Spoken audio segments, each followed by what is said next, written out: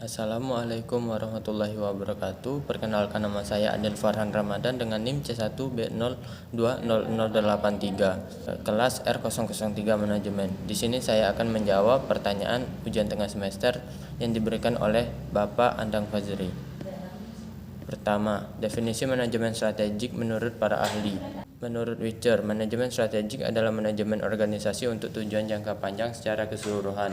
Menurut Mulyadi, manajemen strategik adalah sebuah proses yang dilakukan oleh manajer dan pegawai untuk merumuskan dan melaksanakan strategi dalam menyediakan customer value terbaik untuk mewujudkan visi organisasi. Menurut Thomas L. Whelan, manajemen strategis adalah serangkaian keputusan dan tindakan yang menentukan kinerja perusahaan dalam jangka panjang manajerial. 2. Manfaat manajemen strategik bagi perusahaan. Pertama, menetapkan arah strategi perusahaan. Proses manajemen strategi dapat menggambarkan tingkat kinerja yang diinginkan dan menetapkan arah sehingga semua karyawan di perusahaan mengetahui tujuan dan target mereka. Fokus pada prioritas perusahaan.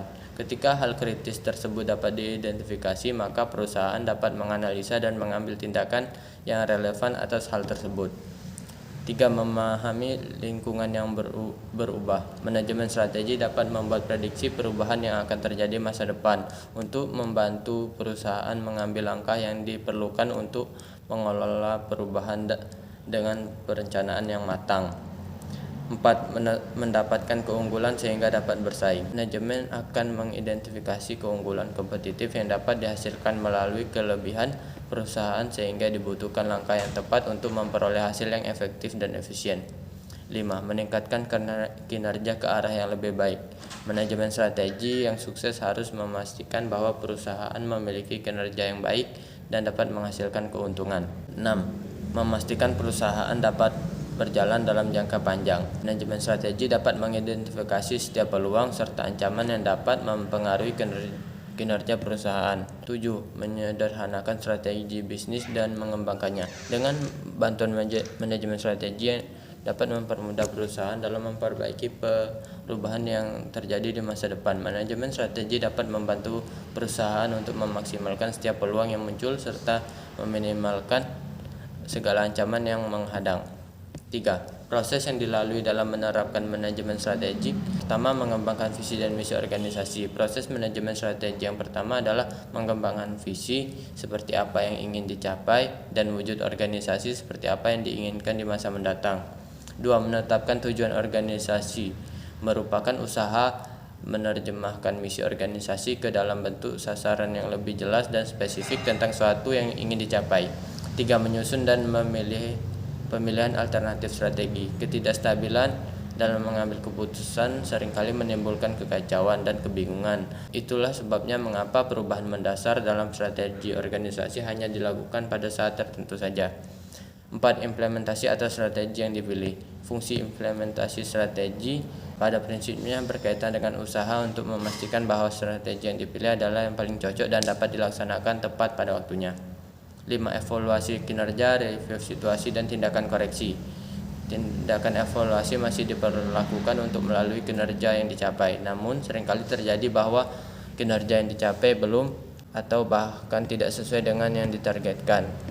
4. Hubungan antara manajemen strategik dan keunggulan bersaing. Tujuan akhir dari proses manajemen strategis adalah untuk memungkinkan perusahaan memilih penerapan strategi yang menghasilkan competitive advantage, keunggulan bersaing. Secara umum, sebuah perusahaan dikatakan memiliki competitive advantage ketika dapat menciptakan nilai ekonomi yang lebih tinggi dibanding dengan perusahaan pesaing. 5. Perusahaan bisa mendapat keunggulan bersaing secara terus-menerus dikarenakan strategi kepemimpinan biaya. Menjadi produsen rendah biaya dalam menghasilkan barang dan jasa atau membantu menurunkan biaya bagi pemasok dan pelanggan sehingga pesaing memiliki biaya produksi yang lebih tinggi. 2. Strategi diferensiasi. Strategi ini memungkinkan perusahaan untuk fokus pada produk dan jasa untuk memberi keuntungan dalam segmen pasar yang unik. 3. Strategi inovasi. Menemukan cara baru untuk melakukan bisnis. Strategi ini dapat melibatkan pengembangan produk dan atau jasa yang unik guna memasuki pasar yang unik. 4. Strategi pertumbuhan secara signifikan memperluas kapasitas perusahaan untuk menghasilkan barang dan jasa, ekspansi ke pasar global, diversifikasi ke produk dan jasa baru, atau mengintegrasikan ke dalam produk dan jasa terkait. 5. Strategi aliansi, membentuk hubungan bisnis baru atau aliansi dengan pelanggan, pemasok, pesaing, konsultan, dan perusahaan lain. Hubungan ini berupa merger, akuisisi, usaha patungan, dan lain-lain. Pertanyaan ke-6, strategi bersaing dasar yang dikemukakan oleh Michael Porter. Untuk mencapai keunggulan kompetitif ada 3 strategi, yaitu kepemimpinan biaya. Kepemimpinan biaya mungkin merupakan bagian yang paling jelas dari 3 strategi generik. Di dalamnya sebuah perusahaan menetapkan untuk menjadi produsen berbiaya rendah di industri. Perusahaan memiliki cakupan yang luas dan melayani banyak segmen industri, dan bahkan dapat beroperasi di industri terkait. Kedua, diferensiasi. Strategi generik kedua, diferensiasi. Dalam strategi diferensiasi, perusahaan berusaha untuk menjadi unik dalam industri bersama beberapa dimensi yang luas dihargai oleh pembeli. Ketiga adalah fokus. Beberapa dari yang lain karena terletak pada pilihan lingkup kompetitif sempit dalam suatu industri, fokuser memilih segmen atau kelompok segmen dalam industri dan menjahit strategi untuk melayani mereka dengan mengesampingkan orang lain. Itulah yang dapat saya sampaikan. Wassalamualaikum warahmatullahi wabarakatuh.